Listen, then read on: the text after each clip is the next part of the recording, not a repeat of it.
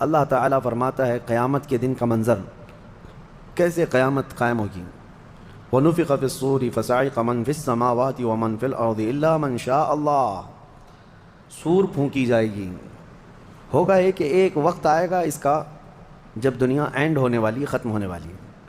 Science بھی آج اس بات کو تسلیم کر رہا ہے کہ یہ جو سولار سسٹم ہے اس کی ایک عمر ہے، اس کی ایک ایج ہے، اس کے بعد یہ ختم ہونے کے قریب آئے گا۔ تارے اپنی اپنی عمر مکمل کر کے بلیک ہولز میں جا رہے ہیں۔ گیلیکسی کے اندر جو سٹارز ہیں ان کی عمر ایک لمیٹڈ عمر بتائی جا رہی ہے، اس میں سورج کی بھی عمر ہے، چاند کی بھی عمر بتائی جا رہی ہے۔ یہ سائنس کی باتیں ہیں، لیکن اللہ نے قرآن میں فرمایا چاند اور سورج یہ ٹکرا دیے جائیں گے، تارے ایک دوسرے سے سب ٹکرا دیے جائیں گے۔ اذا الشمس کورت واذا النجوم انکدرت، 30ویں پارے میں اللہ تعالیٰ نے اس میں فرمایا جب سورج کو یعنی ٹکرا دیا جائے گا اور ستارے آپس میں ٹکرا دیے جائیں گے اور سورج کالا ہو جائے گا، یعنی کچھ نہ کے برابر رہ جائے گا قیامت کے قریب۔ وَإِذَا الْجِبَالُ سُيِّرَتْ، اور پہاڑ جو ہے نا اڑا دیے جائیں گے اور سمندروں میں آگ لگا دی جائے گی، زمین پوری ختم کر دی جائے گی۔ اور سورہ قارعہ میں آپ نے پڑھا ہوگا یوم یکون الناس کالفراش المبثوث وتکون الجبال کالعہن المنفوش، تم لوگوں کو دیکھو گے کہ پتنگوں کی طرح سے اڑ رہے ہوں گے، اور پہاڑوں کو دیکھو گے کہ روئی کا پہا جو ہوتا ہے، روئی کا پہا اس طرح سے پہاڑ بکھر چکے ہوں گے۔ اور اس کے بعد یہ قیامت جو آنی ہے اس کا یعنی پروسیس کس طرح سے، شروعات کیسی ہوگی، وہ ایک لمبی گفتگو ہے۔ مختصراً عرض کرتا ہوں کہ آیات حضور اکرم صلی اللہ تعالیٰ علیہ وسلم کی احادیث میں جو نشانیاں بیان کی گئی ہیں اس اعتبار سے قیامت کے قریب بڑی بڑی نشانیاں آئیں گی۔ دجال آئے گا، دابۃ الارض آئے گا، یاجوج ماجوج نکلیں گے، پھر اس کے بعد سورج پچھم سے نکلے گا۔ یہ سب بڑی بڑی نشانیاں ہیں۔ حضرت عیسیٰ علیہ السلام کا نزول اس سے پہلے، یہ سب ہو جانے کے بعد پھر روئے زمین پر سے مسلمان ختم ہو جائیں گے۔ پھر ایک وقت آئے گا کہ جب سب لوگ اپنے اپنے کاموں میں مصروف ہوں گے، کوئی کسی کو پڑی نہ ہوگی، اور پھر دنیا میں سب اپنے اپنے کاموں میں اس طرح سے مصروف ہوں گے، کوئی کپڑا کاٹ رہا ہے، کوئی دودھ دوہ رہا ہے، کوئی کھیتی باڑی میں ہل چلا رہا ہے۔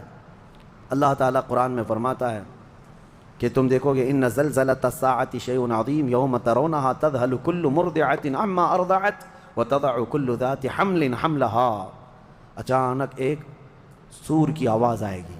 وہی سور آج ہم نے تلاوت میں پڑھا ہے۔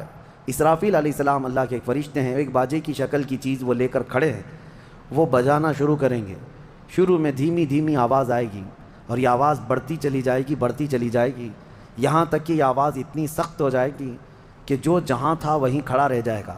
کپڑا کاٹ رہا تھا اس کے ہاتھ سے کینچی گر گئی، جو کھیتی باڑی کر رہا تھا، ہل چلا رہا تھا، وہ وہیں کا وہیں رک جائے گا، دودھ دوہنے والا اس کا ہاتھ ویسے ہی رہ جائے گا، یہاں تک کہ حاملہ عورتوں کے پیٹ سے بچہ نکل کر گر جائے گا، جو عورتیں حمل سے ہوں گی۔ اور اس کے بعد پھر ایسی غشی، پھر سب پر موت طاری ہوگی اور زلزلے آئیں گے اور پوری زمین کو ہلا کر کے ختم کر دیا جائے گا۔ یہ قیامت ہے، یہ قیامت ہے۔ سور پھونکنے پر سارے انسان جتنے روئے زمین پر ہیں سب کے سب ختم ہو جائیں گے۔ اس کے بعد اللہ تعالیٰ فرماتا ہے ثم نفخ فیہ اخری، پھر دوسری بار سور پھونکنے کا حکم ہوگا۔ لیکن کیسے؟ سور جب حضرت اسرافیل علیہ السلام پھونکیں گے، پہلے انسانوں کی موت، پھر یہاں پر جتنی مخلوقات ہیں، جنات ہیں، جانور ہیں، سب کی موت، چرند پرند تو چھوڑے، نباتات، یہ پیڑ پودوں میں کی جان ختم۔ چاند سورج کو جب ختم کر دیا گیا تو پھر کوئی چیز ہی نہیں، ستارے، چاند، سورج سب، بلکہ اللہ تعالیٰ کے جتنے ملائکہ ہیں، جبرائیل امین علیہ السلام سے لے کر دوسرے ایک فرشتے تک، سارے ملائکہ کو بھی موت آئے گی، سب موت کے شکار ہوں گے۔ اور سارے جب انتقال کر جائیں گے تو پھر بچتا کون ہے؟ صرف حضرت اسرافیل علیہ السلام جنہوں نے سور پھونکا۔ اب ان کو سور پھونکنے کا حکم جو تھا وہ کہا جائے گا روک دو اب۔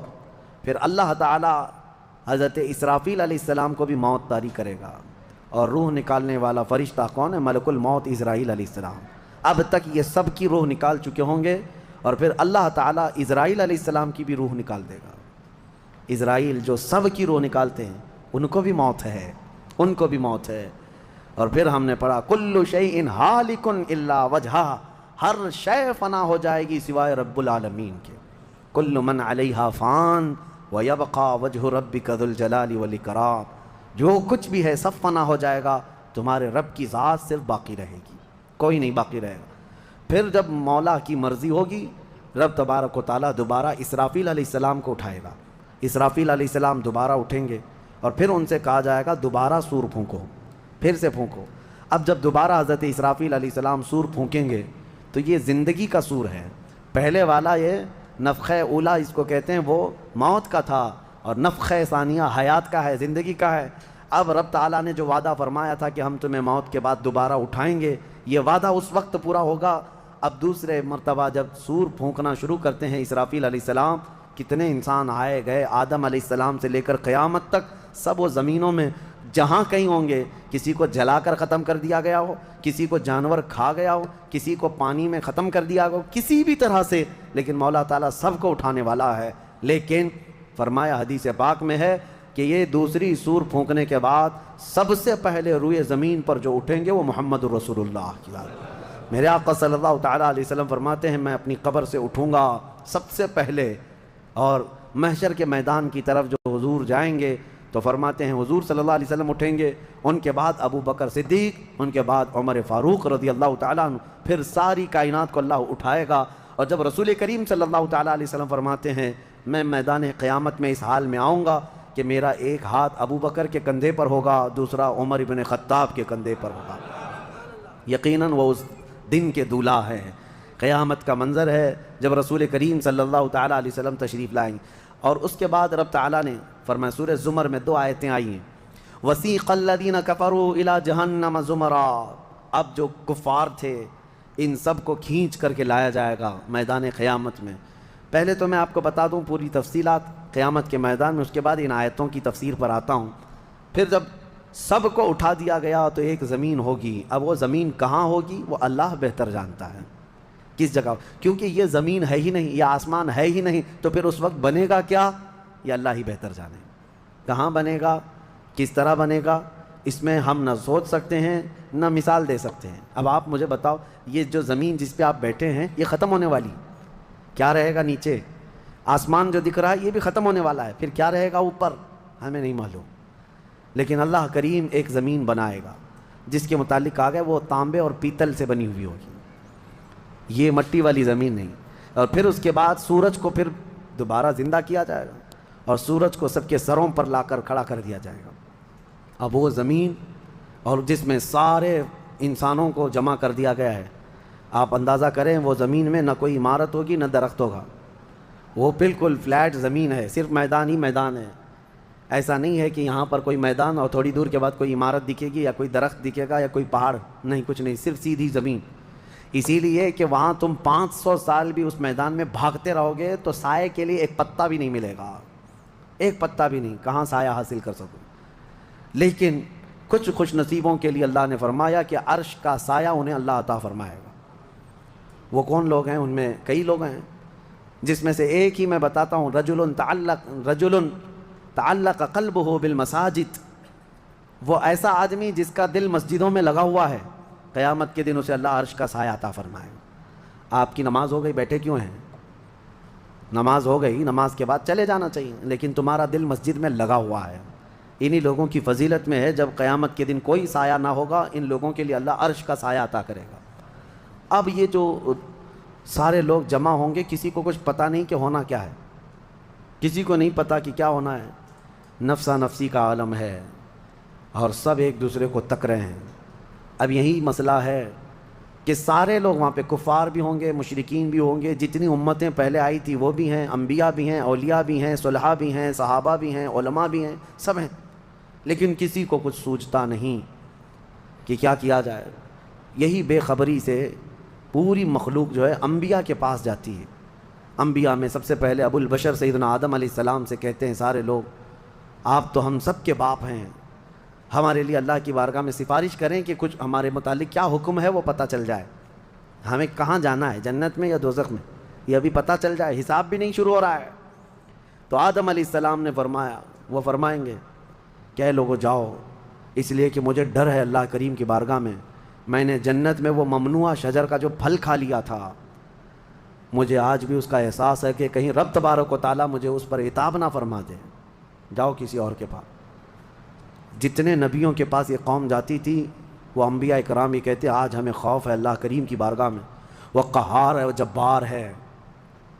اور میں نے آج ایک آیت یہ بھی پڑھی ہے سورہ مومن میں، اللہ نے فرمایا لمن الملک اليوم، اس دن یہ آواز آئے گی آج کی بادشاہت کس کی ہے، آج کی بادشاہت کس کی ہے؟ پھر اللہ خود فرمائے گا للہ الواحد القہار، ایک قہر کرنے والے خدا کی آج بادشاہت ہے۔ اس دن صرف اس کی سلطنت ہوگی، صرف اس کی حکومت ہے۔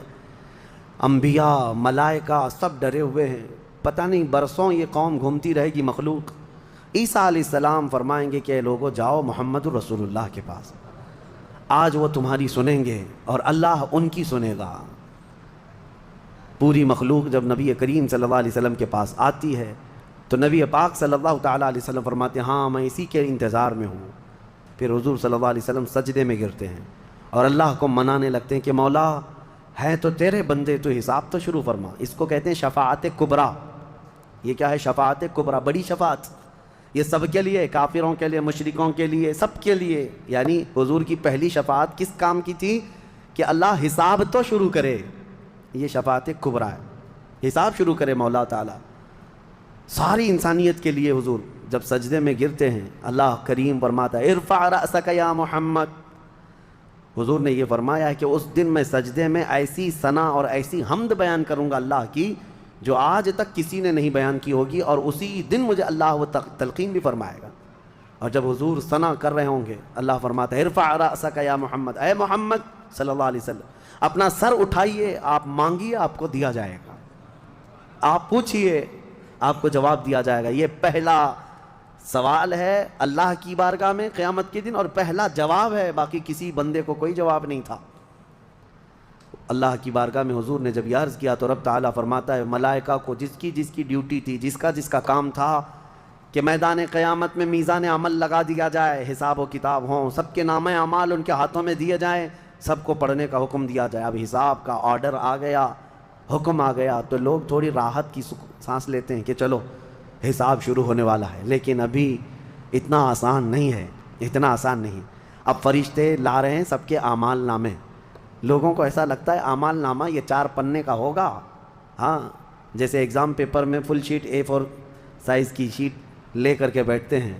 قرآن میں تو اللہ تعالیٰ نے فرمایا کہ جب نامہ اعمال فرشتے لے کر کے آئیں گے تو کتنے ہوں گے پتہ ہے؟ تمہاری نظر جہاں تک جاتی ہوگی وہاں تک صرف کتابیں تمہاری ہوں گی، صرف تمہاری کتابیں فرشتے لاد کر کے لا رہے ہوں گے، اس میں سب لکھا ہوگا، زندگی میں جتنی مرتبہ باتیں کیا تھا، جو کچھ بھی کیا تھا سب ڈیٹیل ہوگا۔ اور ہر آدمی وہاں پکار کر کے کیا کہتا ہے ما لہذا الکتاب لا یغادر صغیرۃ ولا کبیرۃ الا احصاها، اے اللہ تو کیسی کتاب بنا دیا، اس میں چھوٹی چیز بھی نہیں چھوڑی گئی، بڑی چیز بھی نہیں چھوڑی گئی، سب لکھ دیا گیا ہے، اور پھر لا کر کے تھما دیا جائے گا۔ یہ پہلی علامت ہے کہ جس کے سیدھے ہاتھ میں اس کے نامہ اعمال پکڑا دیے جائیں گے، فرمایا گیا اس کے لیے وہیں سے ہلکا پن بشارت ہے کہ آسانی ہوگی، اور جس کے بائیں ہاتھ میں فرشتوں نے پکڑا دیا تو سمجھ لو کہ اب لمبا اس کا وقت جانے والا ہے، حساب سخت ہونے والا ہے۔ یہ تو صرف پڑھ کے سنانا ہے، اور اس کے بعد پھر پکڑ ہوگی کسی کام پر، یہ تو نے کیوں کیا تھا اس کی وجہ بتا، یہ تو نے کیوں کھایا تھا اس کی وجہ بتا، اس کے ساتھ ایسا کیوں کیا تھا اس کا سبب بتا۔ صرف پڑھ کر کے سنانا نہیں ہے، جو کیا تھا اس کی وجہ بتانا ہے، اور جب وجہ کچھ نہ ہوگی حکم آ جائے گا کہ انہیں اوندھے منہ کھینچ کر کے دوزخ کی طرف لے جائیں۔ یہ قیامت کے دن ہو رہا ہے۔ اب یہاں پر ایک دوسری شفاعت ہے میرے آقا صلی اللہ علیہ وسلم۔ اب یہ جو شفاعت ہے یہ خاص امت محمدیہ کے لیے۔ ایک شفاعت حضور نے فرمائی سارے انسانوں کا حساب شروع ہو جائے، جب حساب شروع ہو گیا تو رب حضور صلی اللہ تعالیٰ علیہ وسلم پھر سجدہ کرتے ہیں اللہ کی بارگاہ میں۔ اللہ فرماتا ہے محبوب سر اٹھائیں، پوچھیں آپ کو دیا جائے گا۔ حضور عرض کرتے ہیں مولا میری امت کی بخشش آسان فرما دے، میری امت کا حساب آسان فرما دے۔ اب حضور کو اختیار دیا جائے گا، حضور کی یہ بھولی بھالی امت جہاں جہاں ہوگی حضور صلی اللہ علیہ وسلم فرماتے ہیں میں ان کو دور سے پہچان رہا ہوں گا۔ دیکھو میرے عزیزوں بھرا مجمع ہے، کتنی امتیں ہیں۔ ایک صحابی نے پوچھا یا رسول اللہ ہم کو آپ قیامت میں پہچانیں گے؟ حضور نے فرمایا یقیناً پہچانوں گا۔ کیسے؟ حضور فرماتے ہیں زندگی میں تم جو وضو کرتے تھے، یہ جو اعضائے وضو ہیں، چہرہ اور ہاتھ، حضور فرماتے ہیں قیامت کے دن یہ سورج کی طرح چمک رہے ہوں گے، اور اسی چمک سے میں پہچان لوں گا یہ میری امت ہے، جس کے ہاتھ چہرے چمک رہے ہوں۔ جو وضو ہی نہیں کرتا اس کا کیا چمکے گا؟ لیکن حضور صلی اللہ تعالیٰ علیہ وسلم نے حدیث پاک ہے یہ، وضو کے اعضاء کی چمک سے حضور اپنی امت کو پہچان لیں گے، فلاں میرا امتی ہے، فلاں میرا امتی ہے۔ بہرحال اب اس کے بعد اب میں ان آیتوں کی طرف آتا ہوں۔ حساب و کتاب ہو رہا ہوگا۔ سب سے پہلے وہاں پر قیامت کے دن جن کو لایا جائے گا، الگ الگ روایات ہیں، اس میں 3 لوگوں کے متعلق فرمایا گیا ہے، ایک عالم، ایک شہید اور ایک امیر آدمی پیسے والا۔ حالانکہ تینوں اچھے لوگ تھے دنیا میں۔ یہ جو امیر تھا بہت پیسہ مارتا تھا، اور یہ قاری قرآن تلاوت اچھی کرتا تھا، اور یہ شہید تو جنگ میں شہید ہوا تھا لڑ کر کے۔ تینوں کا حساب ہو رہا ہوگا۔ سب سے پہلے رب تبارک و تعالیٰ اس قاری قرآن کو بلائے گا، بتا تو قرآن کیوں پڑھتا تھا؟ وہ کہے گا میں نے تجھے اچھی آواز دی تھی، تو نے اس آواز کا کیا کیا؟ وہ کہتا ہے میں قرآن پڑھتا تھا بہترین انداز میں۔ رب تعالیٰ فرماتا ہے تو اس لیے پڑھتا تھا کہ لوگ تیری آواز کی تعریف کریں، کیا آواز ہے، اور لوگوں نے تعریف کر دیا، دنیا میں تجھے تیرا بدلہ مل گیا، یہاں قیامت میں کچھ نہیں، جاؤ جہنم میں۔ مالدار آئے گا، اس سے رب تعالیٰ فرمائے میں نے تجھے بہت مال دیا تھا، کیا کیا؟ کہے گا رب تعالیٰ میں نے غریبوں میں تقسیم کیا ہے، بہت خیرات کیا ہے۔ اللہ کریم فرماتا ہے کہ تو نے تو یہ نیت سے تقسیم کیا تھا نا کہ لوگ تجھے دیالو کہیں، سخی کہیں، تیری مال کی تعریف کریں، تو لوگوں نے تو وہ تعریف کر دی، دنیا میں جو تجھے ملنا تھا وہ مل گیا، تیری خواہش ہو گئی، یہاں کچھ نہیں۔ اسے بھی فرمایا جائے گا دوزخ میں ڈال دو۔ تیسرا جو شہید ہے اس کے لیے بھی رب تعالیٰ فرماتا ہے میں نے تجھے جوانی دی تھی، کیا کیا؟ کہا اے اللہ میں لڑتا رہا کافروں کے مقابل میں اور اپنی جان دے دیا۔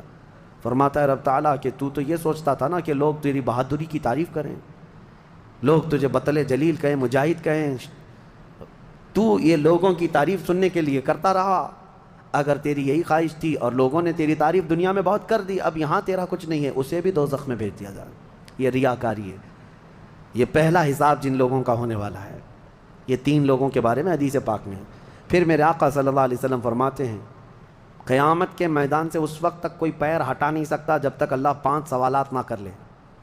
ان میں سے پہلا سوال یہی ہے کہ اللہ فرمائے گا میں نے تجھے جوانی دی تھی، تو نے کہاں خرچہ کیا؟ یہ ہر ایک کو بتانا پڑے گا، ہر ایک کو بتانا پڑے گا۔ اب آپ اپنی اپنی تیاری کر لو کہ کہاں کہاں خرچہ کیا، اللہ کو مجھے بتانا ہے۔ آج اگرچہ تم ہماری باتوں کی طرف توجہ نہیں کرو گے، کیئر نہیں کرو گے، لیکن ایک دن وہ آئے گا جب تمہیں اللہ کی بارگاہ میں کھڑے ہو کر اپنی جوانی کا پل پل بتانا ہوگا، وہاں کوئی چارہ نہیں ہوگا۔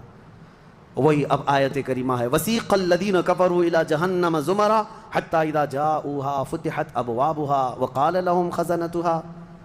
کافروں کی جماعت کو فرشتے کھینچتے ہوئے دوزخ کی طرف لائیں گے۔ دوزخ کیسی ہوگی میں انشاءاللہ العزیز اس کو عرض کروں گا آخری میں، رمضان کے آخر میں، کیونکہ یہ جو عشرہ گزر رہا ہے یہ جہنم سے آزادی کا عشرہ ہے۔ کاش اللہ ہمارا نام بھی آزاد ہونے والوں میں شامل فرمائے کہ جہنم سے آزاد ہونے والوں میں ہمارا نام شامل ہو گیا تو پھر قسمت ہی قسمت سے۔ جب لایا جائے گا دوزخ کے کنارے جماعت کی جماعتیں آ رہی ہوں گی، جماعت یہاں پر اللہ نے فرمایا زمرہ، زمرہ یعنی بہت کثیر تعداد میں جماعت کو کھینچ کر کے لایا جائے گا۔ پھر دوزخ کے دروازے کھول دیے جائیں گے، فتحت ابوابها، دروازے کھول دیے جائیں۔ وقال لهم خزنتها، اور جو دربان ہے دوزخ کے دروازے پر حضرت مالک، وہ فرشتے ہیں، بڑے سخت قسم کے فرشتے ہیں، وہ ان سے پوچھیں گے، جو جماعت دوزخ میں ڈالے جانے کے لیے لائی جا رہی ہوگی ان کو پہلے پوچھیں گے الم یأتکم رسل منکم یتلون علیکم آیات ربکم وینذرونکم لقاء یومکم ھذا، اے لوگو کیا تمہارے پاس اللہ کا کوئی رسول نہیں آیا تھا؟ کیا تمہیں اللہ کی آیتیں پڑھ کر کے کسی نے نہیں سنایا تھا؟ یا آج کے دن کے بارے میں تمہیں کسی نے ڈرایا نہیں تھا کہ قیامت آنے والی ہے؟ یہ دوزخ کا فرشتہ لوگوں سے پوچھے گا، قرآن میں اللہ فرماتا ہے۔ تو لوگ کیا کہیں گے؟ قالوا بلا ولکن حقت کلمۃ العذاب، وہ کہیں گے ہاں کیوں نہیں آئے تو تھے لیکن ہم جھٹلا دیے تھے، نبیوں کے پیچھے نہیں چلے، قیامت کے دن پر یقین نہیں رکھے، اور عذاب ہمارے اوپر واجب ہو گیا، ہم جا رہے ہیں۔ قیل ادخلوا ابواب جہنم خالدین فیہا، ان سے کہا جائے گا ادخلوا ابواب جہنم، داخل ہو جاؤ جہنم کے دروازوں میں، خالدین فیہا، ہمیشہ تم رہو گے یہاں پر۔ یہ کافروں کے لیے ایسی آواز آئے گی کہ وہ چیخ مارتے ہوئے دوزخ میں کود رہے ہوں گے۔ فبئس مثوى المتکبرین، اللہ فرماتا ہے کیا ہی بری جگہ ہے، کیا ہی برا ٹھکانہ ہے یہ گھمنڈ کرنے والوں کا، زمین پہ اترانے والوں کا جو اللہ کو نہیں مانتے تھے۔ اب سنیے، 1000 سال تک دوزخ میں جلتے کڑتے رہیں گے، پکارتے رہیں گے، اے مالک اے مالک اے مالک اے مالک۔ کون؟ جو دربان دوزخ ہے، دربان ہے دوزخ کے دروازے کا، وہ 1000 سال کے بعد سن کر کے پوچھیں گے کیا بات ہے تمہاری، کیا چاہتے ہو؟ کفار و مشرکین کہیں گے کہ ہماری بات کرا دے اللہ سے، ہماری بات کرا دے اللہ سے کہ کچھ ہم پر بھی رحم ہو جائے۔ حضرت مالک کہتے ہیں خدا قہار ہے غضب پر، خدا قہار ہے غضب پر، اللہ کریم کی بارگاہ میں بات کرنے کی بڑے بڑے فرشتوں کی ہمت نہیں ہے۔ کہیں گے ابھی نہیں میں بات کرا پاؤں گا، پھر وہ 1000 سال اور عذاب میں جلتے رہیں گے، چیختے رہیں گے۔ دوسرے 1000 سال کے بعد حضرت مالک پوچھیں گے کیا بات ہے؟ جہنمی کہیں گے کہ اے مالک تو ہماری بات کرا دے اللہ سے۔ آپ کی بار حضرت مالک کہتے ہیں میں ہمت کرتا ہوں، اللہ قدیر و جبار کی بارگاہ میں عرض کرتے ہیں مولا جتنے بھی دوزخ میں جا چکے وہ تجھے فریاد کر رہے ہیں، وہ تجھ سے بات کرنا چاہتے ہیں۔ اب رب تعالیٰ کی طرف سے جواب آتا ہے حضرت مالک کو، اے مالک ان دوزخیوں سے کہہ دو کہ آج کے بعد رب تبارک و تعالیٰ نہ ان کی طرف نظر فرمائے گا نہ کلام کرے گا، لا یکلمہم اللہ یوم القیامت ولا ینظر الیہم، ان کی طرف رب تعالیٰ دیکھنا بھی نہیں چاہتا۔ وہ قدیر و جبار خدا جب دنیا میں ہر دن بلا رہا تھا آجا میرے بندے میرے پاس، آجا میرے بندے میری طرف آجا، ففروا الی اللہ، اللہ کی طرف دوڑ پڑ، نہیں سنتا تھا، ایک دن بھی نہیں سنا۔ اور جہنم میں جانے کے بعد پکار رہا ہے، رب تعالیٰ فرماتا ہے اب اللہ ان کی طرف دیکھنا بھی نہیں چاہتا۔ حضرت مالک جب یہ پیغام سنا دیتے ہیں اللہ کا، جہنم میں ایسی چیخ نکلتی ہے جہنمیوں کی کہ پورا جہنم ہلنے لگ جاتا ہے، کانپنے لگ جاتا ہے ان جہنمیوں کی چیخ سے، کہ اب ان کو کہہ دیا جاتا ہے خالدین فیہا، اب تم ہمیشہ کے لیے رہو گے یہاں پر۔ اسی لیے میرے عزیزو کفر سے ڈرو، کفر سے ڈرو۔ گناہ کرنے کے بعد معافی ہے لیکن کفر کی معافی نہیں۔ اسی لیے اولیاء امت ڈرا کرتے تھے کہ کہیں موت سے پہلے ایمان چلا گیا، کفر پر موت ہو گئی تو کیا ہوگا، پھر ہمیشہ کے لیے دوزخ میں جانا پڑے گا، نہ وہاں کسی کی سفارش ہوگی نہ کوئی شفاعت ہوگی۔ شفاعت اور سفارش گنہگاروں کے لیے ہے، کافروں اور مشرکین کے لیے نہیں۔ قرآن میں اللہ نے فرمایا ان اللہ لا یغفر ان یشرک بہ ویغفر ما دون ذلک لمن یشاء، بے شک اللہ تعالیٰ اس کے ساتھ کیے ہوئے شرک کو اور کفر کو ہرگز معاف نہیں کرے گا، اور اس کے علاوہ جو کچھ بھی کیا ہے اللہ سب معاف کرے گا، کفر کو اور شرک کو معاف نہیں کرے گا۔ اب سنیے دوسری آیت ہے، وسیق الذین اتقوا ربهم الی الجنۃ زمرا، اس میدان قیامت میں کچھ وہ جماعتیں بھی ہیں جو دنیا میں تقوی حاصل کر چکی تھی، فرمان خدا پر چلتی تھیں، ان کی نمازیں ٹھیک تھی، اللہ سے ڈرتے تھے، اپنی راتیں وہ رو کر گزارتے تھے، مولا کو پکارتے تھے۔ وہاں قیامت کے دن اللہ ان کے حال یہ ہیں کہ ان کا استقبال ہو رہا ہوگا، فرشتے ان کو سجا کر کے لا رہے ہوں گے، اور وہ بھی جماعت کے ساتھ جا رہے ہوں گے جنت کی طرف۔ تو جیسے ہی وہ پہنچیں گے فتحت ابوابہا، قرآن میں ہے 7 دروازے جنت کے ان کے لیے کھول دیے جائیں گے۔ یہ پرہیزگار لوگ ہیں، یہ تقوی والے لوگ ہیں۔ جیسے ہی جنت کے دروازے کھلیں گے وقال لهم خزنتها، وہاں پر بھی دربان ہے ایک، جنت کے دروازوں کا دربان وہ حضرت رضوان ہے علیہ السلام، وہ فرشتہ وہاں پر ہے، جنت کے دربان ہے۔ جیسے ہی یہ جماعتیں قریب پہنچیں گی دروازوں کے، کیا کہے گا دربان جنت؟ وقال لهم خزنتها سلام علیکم طبتم، مبارک ہو، اللہ کی سلامتی ہو تم کو۔ یہ جو ہم سلام کرتے ہیں نا السلام علیکم، یہ جنتی سلام ہے۔ یہ دربان جنت جو داروغہ ہے جنت کے دروازوں کا، وہ سلام کرے گا فرشتہ جو آ رہے ہیں جنت میں، سلام علیکم طبتم، مبارک ہو، خوش آمدید، اللہ کی سلامتی ہو، فادخلوها، آ جاؤ جنت میں داخل ہو جاؤ، خالدین، ہمیشہ کے لیے، اب تم بھی یہاں سے نہیں جاؤ گے۔ اب ہمارے اس چھوٹی سی زندگی میں بتاؤ میرے عزیزوں، اب اندر جیسے ہی جنتی داخل ہوتے ہیں کیسے، سب سے پہلی نعمت کیا ملتی ہے جنت میں؟ اللہ اکبر، آپ کے لیے اور ہمارے لیے سیب ملے گا، انگور ملے گا، گوشت ملے گا کھانے کے لیے، کیا ملے گا؟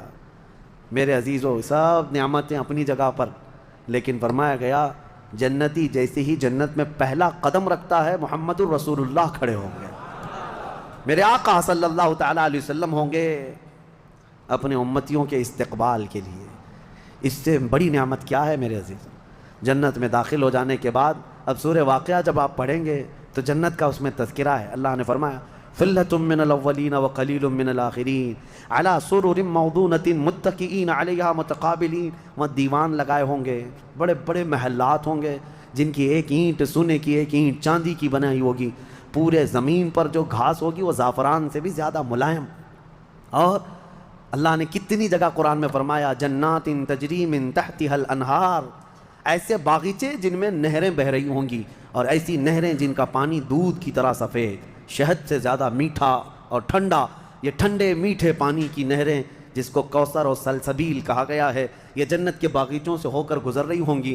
جنتی جتنے بھی ہوں گے وہاں پر وہ نہروں کے قریب بیٹھے ہوں گے، ان کے چہرے اتنے چمک رہے ہوں گے، وجوہ یومئذ ناظرہ، ایسے چمک رہے ہوں گے، دمک رہے ہوں گے، 14ویں کا چاند ان کے چہروں کے سامنے پھیکا ہوگا۔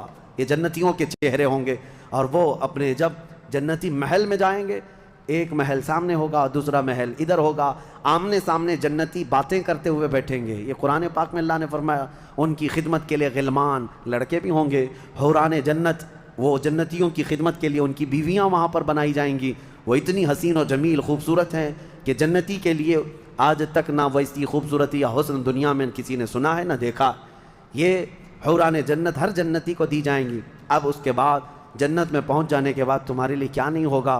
ایک طبقہ انبیاء کا ہے، ایک طبقہ جنت میں اولیاء کا ہے، ایک طبقہ شہداء کا ہے، ایک طبقہ صدیقین کا ہے، اور پھر جنتی کے لیے قرآن میں ہے جو وہ خواہش کرے گا فرشتے فوراً اس کے لیے وہ حاضر کریں گے، جو چیز کی خواہش کرے گا۔ جس دن تمہاری وہاں خواہش ہوگی کہ مجھے یہاں غریب نواز کا دربار دیکھنا ہے، جنت میں غوث پاک کہاں ہے وہاں جانا ہے، صحابہ میں خلفائے راشدین کہاں ہیں وہاں جانا ہے، انبیاء کرام کہاں ہیں، شہداء و صالحین کہاں ہیں وہاں جانا ہے۔ جنتی گھوم رہا ہوگا، اور کیا ہی بہتر ہوگا جنتی جب یہ خواہش کرے گا مجھے محمد الرسول اللہ کے محل میں جانا ہے، وہاں بھی اسے پہنچایا جائے گا۔ وہ ہر ایک بڑے سے بڑے انبیاء، صالحین، شہداء اور رسولان اعظام کے ہاں جاتا رہے گا، آتا رہے گا، جاتا رہے گا، آتا رہے گا۔ جنت کی نعمتیں اس کی ختم نہیں ہوں گی، یہاں تک کہ اللہ کریم فرمائے گا حوران جنت کو یہ میرے وہ بندے ہیں جو صرف میری حمد سنتے تھے دنیا میں، اے حوران جنت تم اپنی میٹھی آواز میں اب میری حمد ان کو یہاں سناؤ۔ 100 سال تک وہ حوران جنت انہیں حمد سناتی رہیں گی۔ پھر جنتیوں سے اللہ پوچھے گا پیٹ بھر گیا؟ وہ جنتی کہیں گے مولا اور تیری تعریف سننے کا دل کرتا ہے۔ داؤد علیہ السلام جن کی آواز میں بڑی مٹھاس تھی، رب تعالیٰ فرمائے گا اے میرے داؤد خلیفۃ اللہ، آؤ ان جنتیوں کو اپنی سریلی آواز میں میری حمد سناؤ۔ اب وہ 100 سال تک سناتے رہیں گے، اور جنتی مدہوش ہوں گے اور سنتے رہیں گے، یہ جنت کے ترانے وہاں پر سنائے جا رہے ہیں۔ اس کے بعد پھر رب تعالیٰ فرمائے گا اب تم سیراب ہو گئے کہ داؤد علیہ السلام کی زبان سے تو چڑیاں بھی سننے کے لیے کھڑی ہو جاتی تھی، پرندے بھی ہوا میں رک جاتے تھے۔ اب جنتی کہیں گے کہ مولا اور تیری حمد ہو اور تیری تعریف ہو، ہم سننا چاہتے ہیں۔ رب تعالیٰ جب فرمائے گا اے فرشتوں حجابات ہٹاؤ، اب میں سناؤں گا اور میرے بندے سنیں گے۔ اب یہ جنت کی سب سے بڑی نعمت وجوہ یومئذ ناظرہ الی ربہا ناظرہ، مولا فرماتا ہے چہرے چمک رہے ہوں گے اس بات کے لیے کہ بغیر حجاب کے وہ اپنے اللہ کو دیکھ رہے ہوں گے۔ اس سے بڑی نعمت جنتی کو کچھ نہیں ہے کہ مولا کریم حجابات ہٹا دے گا، جس کے تم یہاں سجدے کرتے ہو، جس سے تم گڑ گڑا کر مانگتے ہو، وہ مولا جنت میں پردے ہٹا دے گا۔ اور فرمایا گیا جنت کی سب سے بڑی نعمت دیدار الہی ہے۔ اسی لیے رمضان میں بھی میرے آقا نے فرمایا افطار کرنے والے کو دو خوشیاں دی جائیں گی، کہ جب بندہ افطار کرتا ہے تو اس کے لیے بھی یہ فرمایا گیا ہے کہ جیسے ہی وہ افطار کرتا ہے، ایک تو اس کے پیٹ ٹھنڈے ہونے کی خوشی ہے، گلا تر ہونے کی خوشی ہے، لیکن دوسری خوشی ہر افطار کرنے والے روزے دار کے لیے کہ رحمان فرمائے گا میں نے تیرا محفوظ کر لیا ہے جنت میں، اب تجھے میں اپنا دیدار کراؤں گا۔ روزے داروں کو اللہ کا دیدار ہوگا تو یہ جنتی جنت میں پہنچ جائیں گے، دوزخی دوزخ میں پہنچ جائیں گے۔ میں نے یہ جو 2 آیتیں آئی تھی اس کی تفسیر آپ کے سامنے رکھ دی، فیصلہ تمہارے پاس ہے زندگی کیسی گزارو گے۔ لیکن میرے آقا نے فرمایا جنت کا جو راستہ ہے نا وہ کیسا ہے؟ کانٹوں سے بھرا ہوا ہے۔ یہاں دنیا میں جہنم کا راستہ پھولوں سے سجا ہوا ہے، بہت ٹھنڈا ہے، بہت آرام دہ ہے دوزخ کا راستہ. میں الٹا تو نہیں بول رہا، سیدھا ہی بول رہا ہوں. جہنم کا راستہ پھولوں سے سجا ہوا ہے اور جنت کا راستہ کانٹوں سے بھرا ہوا ہے. میرے آقا نے فرمایا یہاں دنیا میں کانٹوں سے بھرا ہوا ہے، لیکن اس پر اگر کوئی چل گیا تو وہ کانٹے ختم ہوتے ہی اس کے لیے جنت کے باغات ہیں. اور جو دنیا میں ان پھولوں کے راستے کو چن لیا دوزخ کے، جیسے ہی یہ راستہ ختم ہوگا اس کے بعد صرف آگ ہی آگ ہے.